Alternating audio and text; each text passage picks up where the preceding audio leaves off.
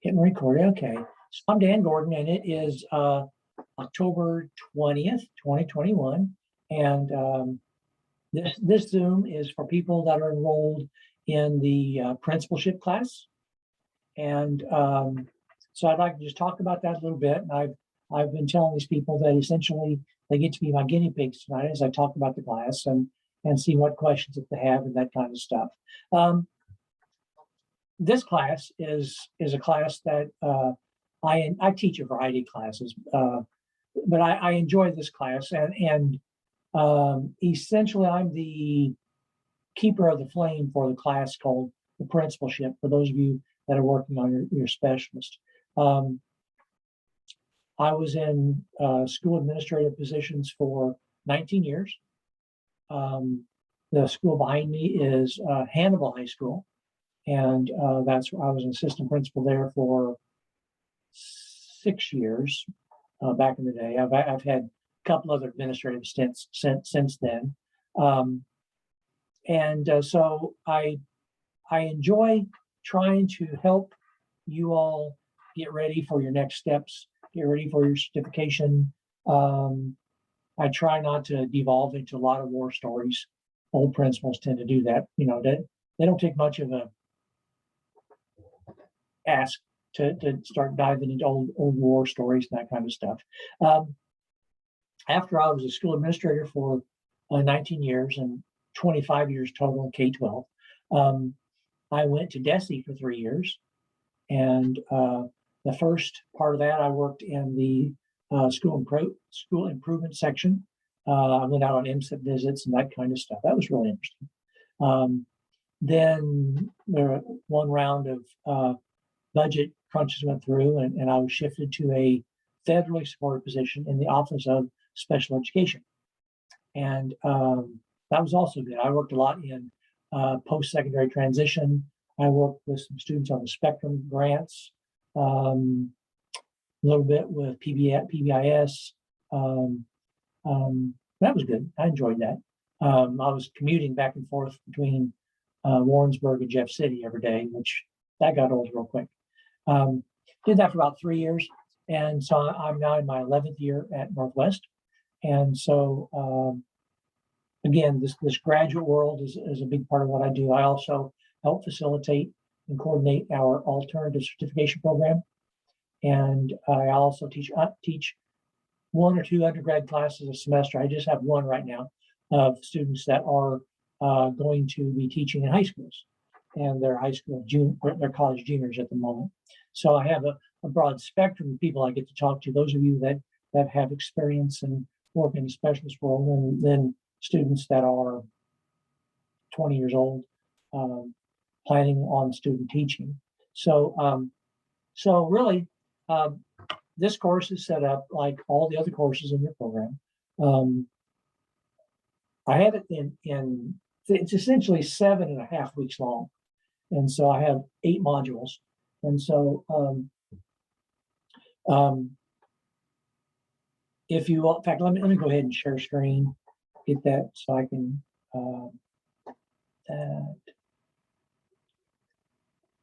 okay, put there, this here, share screen, there. Jessica, can you see my shared screen? Okay. So this course is set up like all the other courses that you will encounter in 7 broad modules. You will notice that just the early modules are open, and I will get into the course a week or so, and I'll start opening more of them up. The thinking behind that, it buys me a little bit of time to make it perfect, but once students start submitting assignments, it really ties my hands on any additions, or not additions, any changes to any of the language that I want to do. It gets awkward real quick. So I will open up the rest of the modules, but it's good that people don't get too far ahead of me. But the way this course is set up, each module is thematic, but not so much feeding on each other. So there's no big reason why I couldn't open it all up early. just kind of want things to flow. Plus, it lets me make sure that all the mechanics are working right. I went back in and made sure all the people in the sections that are woven together to make this work are all in there, and all the technology is working properly. So I'll just scroll down, and you will see the modules that are open. This is my screen here, and then you'll also see some that are not published yet, and I'll talk about them and some things that you will do. This about this course intro video, really what I will do, I will replace what's there. I'll put this video back up there because it will be the freshest video about the course. So the NPEA, well, the getting started discussion, I find it enjoyable to actually see you all and hear your voices and that sort of video. The NPEA Performance Certification Assessment, I've moved it. There's also a module at the bottom of all this.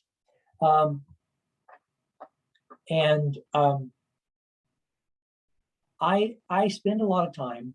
I'm one of the professors that grades this a lot. I grade a lot of the final performance assessments, and what it is, I'll just talk and you maybe at different levels of understanding with this is that to get your final certification, you probably know this, you'll have to pass the Missouri Content Assessment for the Principalship. I think it's 080, I think. I think it's down the bottom of this page or the course. I think need to make sure, and also complete and upload this MPEA, stands for Missouri Professors of Educational Administration Performance Assessment. It's essentially a portfolio more than it is an assessment.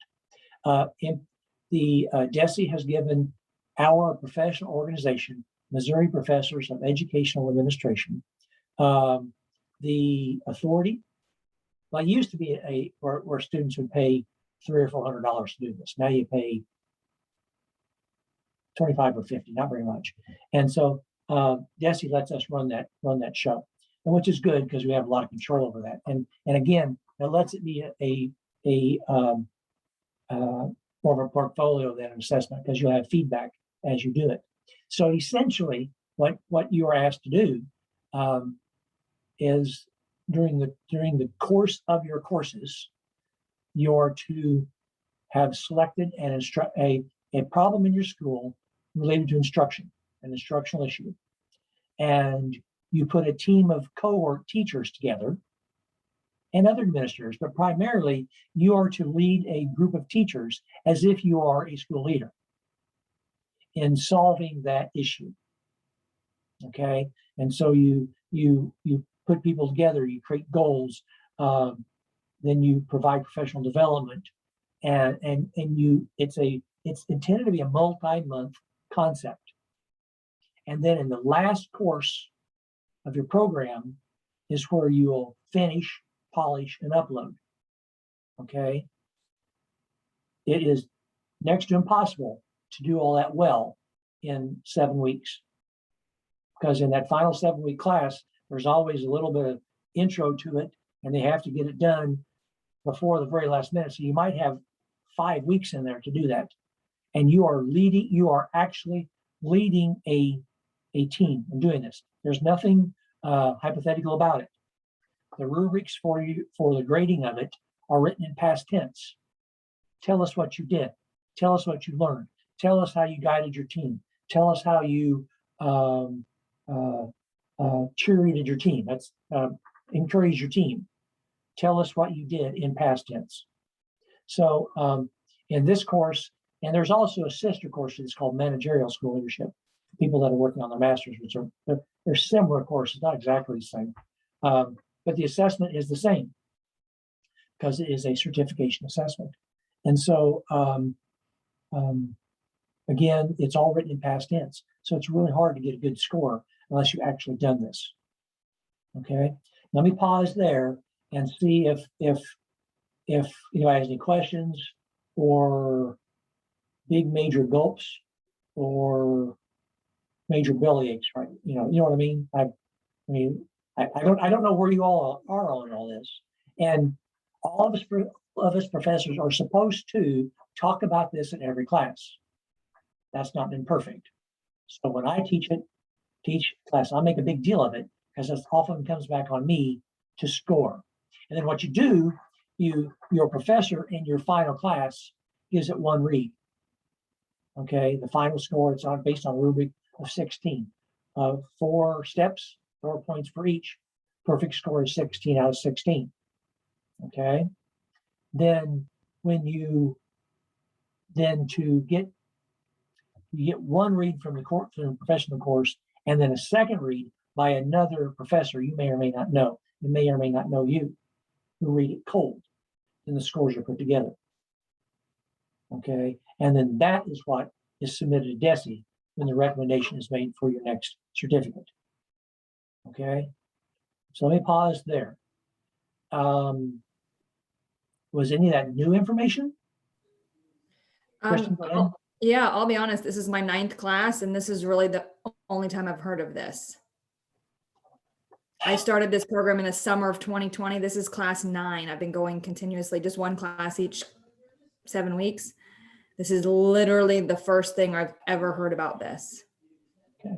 And I have no concerns I won't get it done. I will, but it's never, I don't even know what this is. Well, that's why I do this. And I hope I'm an anomaly, but I don't know. I don't know anyone Well, else in the course. I don't know anyone else doing this program. So I don't know if I just missed something along the way. I can only control what I do. And I can only control what I believe strongly that I have to communicate very strongly this to get a good job done takes time. Now that we can talk about this, Kristen, and you'll see. I don't mind at all, but it won't. So what you're saying is it will be something I'll start working on during this class, but I'll finish probably during the spring one, like January class. Yes. Okay. Yeah. That's really what I'm trying to do, is to tease out people that go, what in the world is he talking about? And I say, okay, let's get started with this. Because in this course, one of the last assignments, I'm asking you to submit for me your step 1, prompt 1, is basically where you identify your problem around instruction. And Kristen, I will encourage you just to dive in and just start working on it right now. And really having the holiday break is good, but also you need access to a group of teachers. It's supposed to be a building-wide concept. Okay, there's a lot of latitude in there. It's supposed to be a building-wide concept, building-wide problem related to a problem around instruction. Okay, so I'll help you get going if you need me to, Kristen. Okay. Okay. Do you have an example you could share? Well, I will. Good segue down here to module 8. Okay. Is it basically going to be like, I have my CSIP that we did last class that I did. Is that what it's going to be? Is the comprehensive school improvement plan? No. Okay, because I may have been in Jessica's class because I did a CSIP thing as well. Yeah. I wasn't under the impression I actually had to do it. I said that a little bit flippantly because I encourage you. Do I have an exemplar? Nope, need to get an exemplar in there. See, this is good for me. Okay, I'll work on that too. I encourage you to get in here and look at the rubric. If for your CSIP you are leading a team of teachers, to address an issue around instruction. You could perhaps use parts of that, but it's not the same as a CSIP. Okay, this is, and you'll want to look at it and see. Let's see here. I'll open this up. So here's the whole document. Okay, and prompt 1 is where you're asked to about a page identify the issue. there's an artifact, there are artifacts here. Okay, and then prompt to explain what happens if the problem is not addressed. Let's see, that's not exactly an a CSIP. Okay, it could have, you could take components of your CSIP, but it's not the same. And so it just goes like this: prompts and artifacts to go with it. Prompt, artifact, your step 2, describe the plan, describe the team and stakeholders that helps you with the plan. There's an artifact there. How you communicated with the team and plan and colleagues. Describe the professional development that you provided. And how do you know the staff benefited from that? Step 3, the routines and procedures around your plan. Okay, and there's prompts to go with that. Describe your leadership team. Okay, so the idea is that you're in a role of a school leader doing this. Okay, then basically prompt for step 4 is reflective, okay, of what you learned, of what you did, and see, and here's a cut and paste of the rubric that goes along with this, and so okay, so yeah, that is part of the reason that I do this Zoom, and I put this into the course, is to tease out these conversations, and no, there's nothing you can't get done, but probably, perhaps, if I hadn't made an issue of this, you'd be going into this in January and realizing, wait a minute, I'm not feeling I'm ahead on the game. Okay. So Jeremy, how much is this is new information for you? So to my knowledge, this has been something that might have been attached in some of like that getting started information in some of the courses. And I think Dr. Alexander has sometimes had a video, but it has not been something that has been talked about. I'm taking notes right now because this is definitely some information that it's nice to know that, again, it's been briefly mentioned, but it has not. Again, I appreciate some of this because it gets me in gear, kind of knowing what to expect coming this upcoming spring when I'll be finalizing this performance assessment. Yeah, so thank you. Well, you all are veteran graduate students by now, and you would be able to do it, pull it together, but it would be much more stressful to try to, because if you're like most graduate students I know, and you're like me, you don't work well when you're scrambling. Okay, and as a school leader, you don't either. You want to be ahead of things. You want to be planning and just working on it as you go, instead of having to just hurry and slap something together, because you don't know what will happen. People get sick or things like that, and so it'll give you a chance to start working on this now. And see, with all the sections of the class called the Principalship, I'm touching about 100 people with this.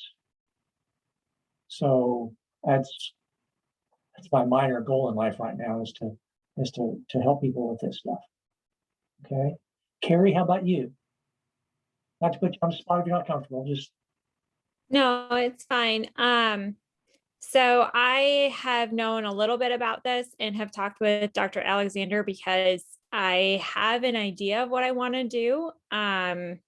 But it's a little bit, it's seeing if the topic that I want to use and the topic I want to do ties instructionally, because I work in a unique situation in that I teach gifted students. Our building is all gifted, and it is a K-8 building, and I'm trying to launch a pilot program, and I kind of want to use that. So Okay. it's kind of a different situation. So I've talked a little bit with her to see if I can make that fit.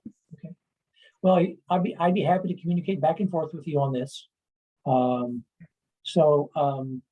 don't have to make this any harder than you have to. Okay. And this is not action research. So you're not doing stats. Well, you can include some before and after if you want to, but you're not asking for a one-way ANOVA or t-test or chi-square, none of that stuff. Okay. And so really, I've had students in the past that wanted to use language of action research. Like I said, no, it doesn't exactly fit. This is, you are addressing a problem. Okay? Right. And it does, again, you don't have to reinvent the wheel. I've had a lot of people that want to implement a peer observation process in their school. Okay, that's not rocket science. There's a lot of mechanics to that. I've had people want to implement parts of PBIS. I go, well, let's talk about that. I say, is that an instructional issue? Maybe, but you need to tie behaviors back to instruction. And you can, but you have to really articulate that. So, really, and you'll see again that at the bottom of this class, the last thing I'm asking you to do, well, there's a field experience practical law. Now, well, I'll come back at you in a second. But here's where you're asked to upload step 1 prompt 1, basically where you articulate your instructional issue. But I encourage you to get started on all this. Okay. Keith, do you have any questions about this? I think I'm going to be kind of learning on the fly here a little bit. The most I've seen was kind of the CSIP process. I have a few ideas that go along with the instructional aspect, but I'm not sure where I want to go. Okay. Well, I gave you one new thing to think about tonight. Okay. And I don't mean to make anybody lose sleep or anything, but I've been a grad student and I thought I'd missed something. I just give you that sinking bellyache feeling like, oh my God. And but you'll have, these 7 weeks and getting on into your next. So you've got time, but this process takes time. Okay. So I'd encourage you to zero in on instructional issue. Again, it doesn't have to be something monstrously unique. Something in your building related to instruction. First thing comes to mind, Carrie, students that are high achieving, but are they actively engaged in all instruction? I don't know. I don't know. I'm talking hypothetically. So maybe you want to introduce more Kagan style strategies for the gifted instruction. Right there, you have an instructional issue. You can fall back on Kagan active learning strategies. You bring a team of teachers together. You talk about which ones you want to work with. You provide professional development around Kagan. And see, that's not rocket science. It's more about the leadership of it than it is the topic. Okay. So you can use Kagan if you want to drive on, and I don't know, but that's just what came to mind. It doesn't have to be rocket science. Okay. Okay, so I'll go back up here. Well, Dr. Gordon, back at the top, it said something to this effect of, there. No, it seems like it disappeared. That one right there, MPEA Performance Certificate Assessment due on October 24th. That's not, I rewrote that. Okay. That's not published. Okay. Yeah, I rewrote that. It's due in December. Gotcha. In the managerial class, I have it up early like that. But since I really didn't know where you all were on this concept, I rewrote that module and put it clear down at the end. And so I just haven't gotten around to delete because I'm scared to delete stuff out of the course site, but I'll mess something up. So you should not be able to see that in your due assignments. So, so looking more about, put this over here, the module 1 is all published. Todd Whitaker, kind of a classic Missouri writer about things that principals do, and not particularly, not brand new stuff, but it's still good stuff to talk about. And a concept in here, you will be encouraged to communicate and interview and talk to other school leaders. And I encourage you to try to talk to multiple different school leaders as you're working on this, on these assignments. Which the assignments, your practicum hours are woven into working on the assignments. So a principal interview doesn't really matter. I mean, you're picking the brains of people that have preceded you down the path. Okay, and so here we are with the safety drills, school safety audit. I try to make this as a presentation as if you're this like a PowerPoint video where you're talking to a school board, which is something that you might be asked to do. And so this is where, if you're at high school, then you want to go to the middle school to do it. If you're at the middle school, you go to high school or elementary. This is not intended to be in your current school. So you see you'd be a fresh eyes. And hopefully the principal that you're working with in another school will welcome you as a fresh set of eyes. No way to predict that sometimes. Now get on down here. These modules, module 3 is not published yet, where you're going to have conversations about the master scheduling process and how that influences how your school is organized, how it influences how the instruction takes place in your school.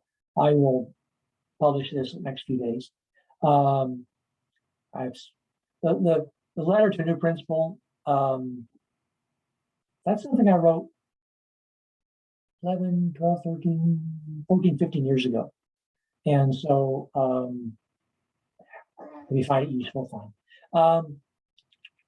Then kind of the same thing, how the handbook sets its tone, the structure, the framework for a school, okay? Student handbook presentation.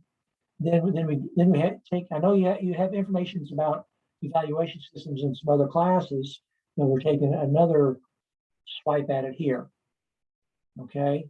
Then 6, this where we're up here, we're talking about classroom teachers, module 5. On 6, we're talking about support staff. Kind of the same thing, but what I found, and I asked you to interview a school support person, and surprisingly, that's been a good assignment. Not hard. Basics of budgeting. Okay, now the concept here is budgeting, hopefully, of what you will need as a novice principal. Okay, we're not talking about how to crunch the foundation formula and that kind of stuff. That's not my wheelhouse anyway. I was a building level administrator. Okay, and then here, and again, this is a short week here, and this is where the MPEA performance assessment draft is due. Now, I didn't say that right. That's the step 1, prompt 1 is due. Just that piece. Okay, because really, getting off to a good start with that drives the rest of it fairly well. Okay. All right. I've been talking a lot for 32 minutes. Okay. Questions?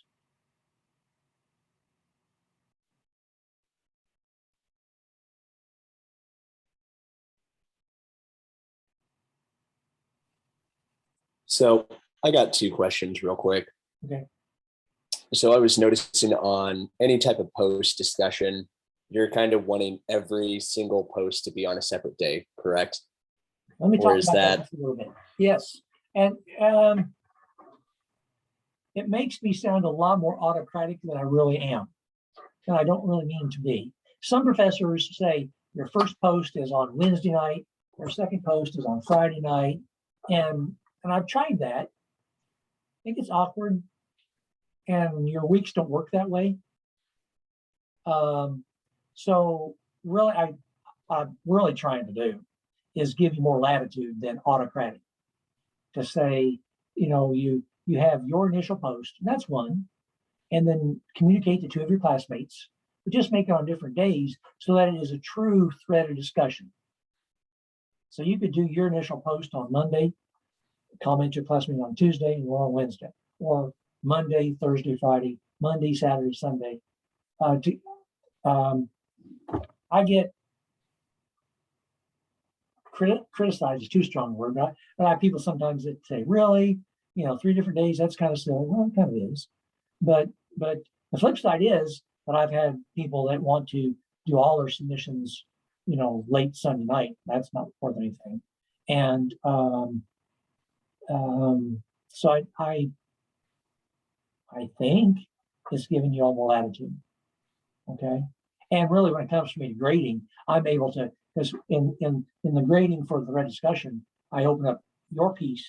I'm able to see the dates and what you have posted to classmates. I can easily see the different dates there. So Jeremy, did I answer that question? That's a little different than how other professors do that. I'm aware of that. Okay. Yeah, definitely answered my question. Okay. And then my second one did go back to that performance assessment on, just because some of it, depending on time, are you expected to get data back and then run? Like, I mean, I know you were saying it's not really an action research project, but you're right. It's more of a leading, you're leading this team, but are you wanting, so if you initiate problem-based learning in classrooms and lead a professional development on it, are you expected to get data back to see how that's been done in the classroom with the performance assessment, or is it just, oh yeah, I think you get my point. Might be too strong a word. Okay. It is not a quantitative study. Okay, it'd be more qual, where you might, one thing you're gathering, one piece of data, I guess, how will you know your teachers benefited from the professional development you gave them? So that's, you have to communicate some way, like a survey from them. As far as PBL, how do you gather data, PBL, maybe teachers that are implementing it. But the idea that you're going to show a increase in MAP scores by PBL, no, you don't have time to do that. Okay, so data tends to be too strong a word.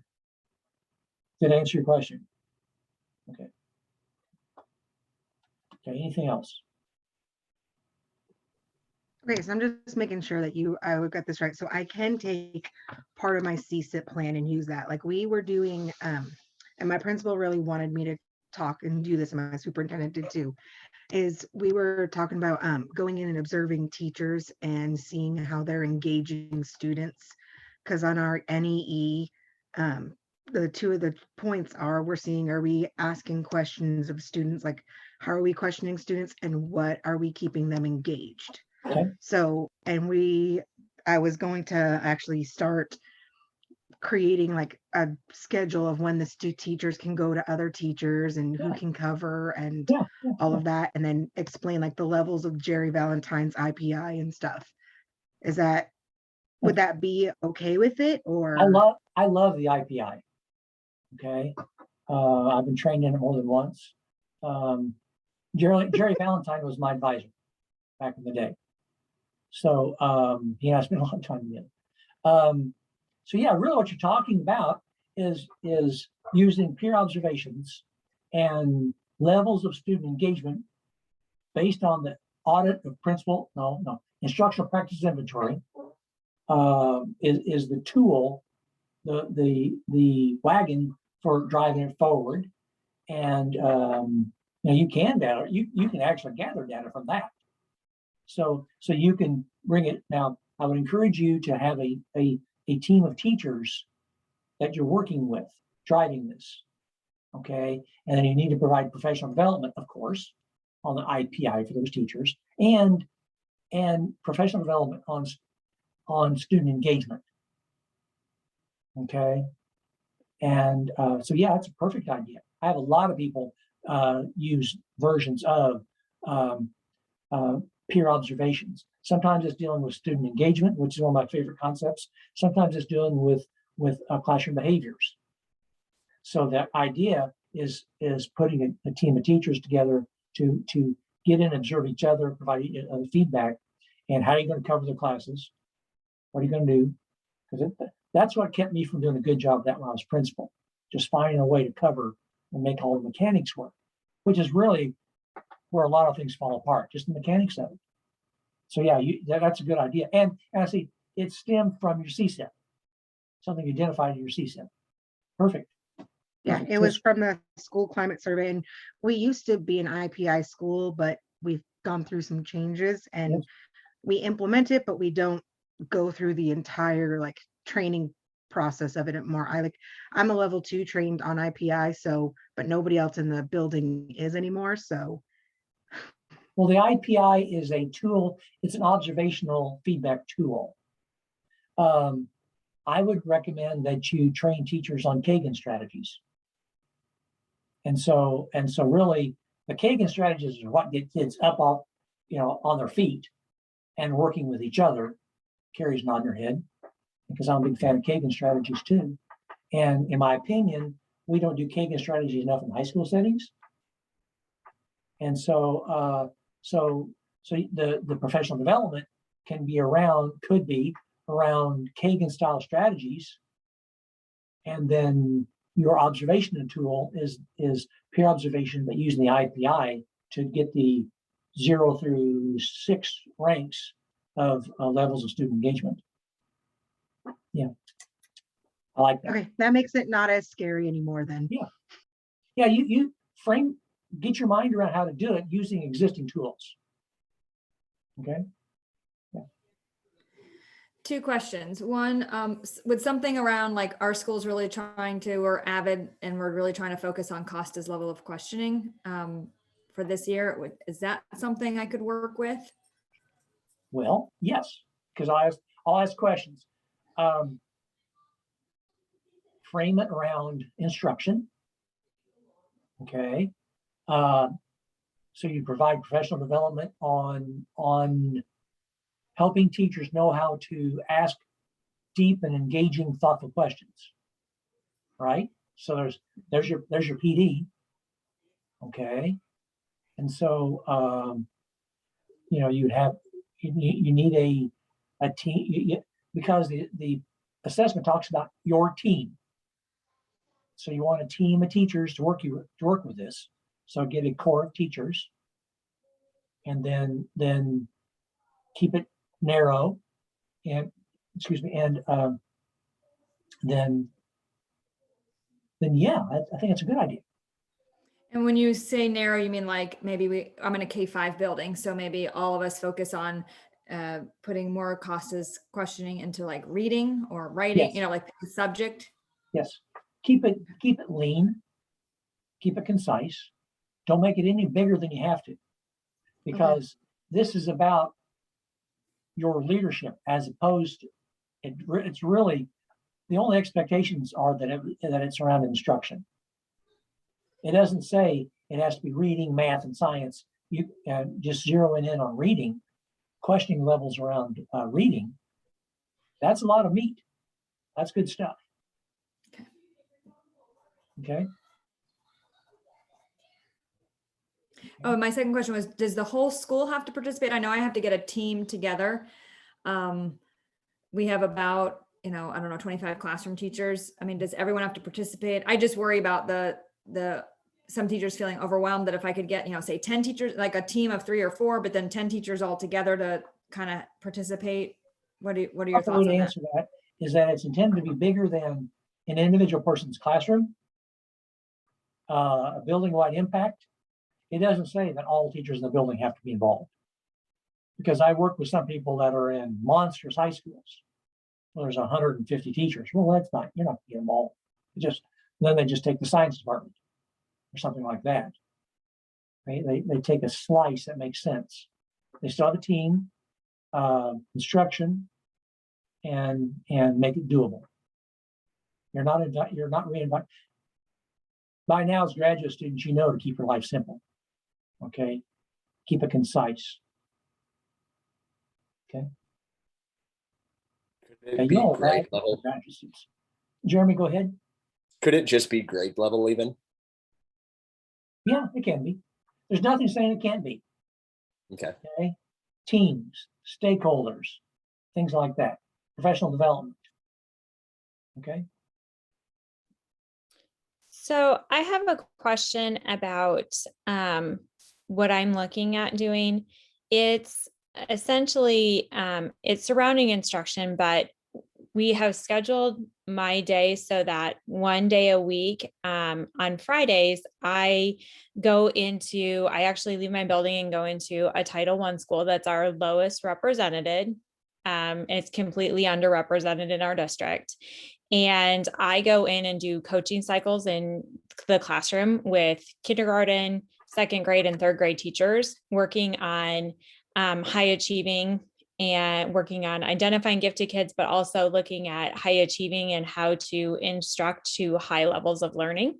Okay. And doing questioning and all that and model lessons, and then do coaching cycles with them. And that is what I would like to kind of do is this, and I'm giving them PD and all that. And that's what Yes. I would like to do this project around. Okay.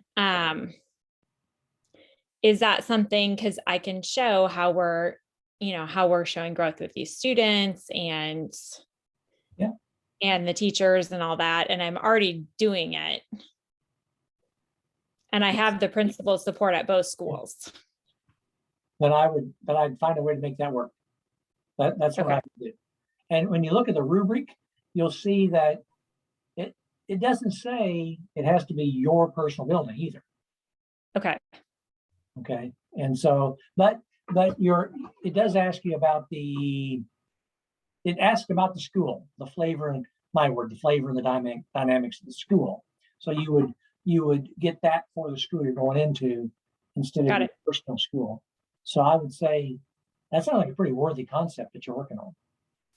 It is. We're actually looking to pilot it and then expand it to multiple schools in our district. If I can get it behind, we're looking to take it I'm training someone else because I've done it at one school last year and then this year. And if we can get the numbers, we're going to take it to the school board in the spring. So I'll be presenting to the school board in the spring. Cool. So That's cool. yeah. Good. Anybody else? All right. I don't mean to make anybody ill or anything like that. Just because the questions that you're asking will be shared with about 100 other people in all the different sections. Okay. I sent this invitation out. The sections that I put together that I personally will do most of the direct communication with. That's you all. Then Dr. Fott and Dr. Bond are doing other sections also. But, I Zoomed with them last night about this course. Okay. We good for now? Okay. As I tell my undergrads, are we clear as mud? Just roll our eyes. Yeah. That was my mother's phrase. So my mom was a teacher. My dad was a superintendent. My older brother was a superintendent. His wife was a teacher. My wife taught special education for 26 years. She earned her retirement, I will tell you. Our daughter is 4 weeks away from having our first grandchild. And she's a second grade teacher. So she's teaching through a mask in her 9th month of pregnancy. Oh man, I don't know. And she got COVID 2 months ago. So all that stuff. I don't know how she does it. She's fine. She's fine. Okay. Anything else? All right. We'll wind down here. Email me if you have any questions. Okay. And I will be the last person to log off if anybody has a particular question, okay? All right. Good night. Thank you for joining.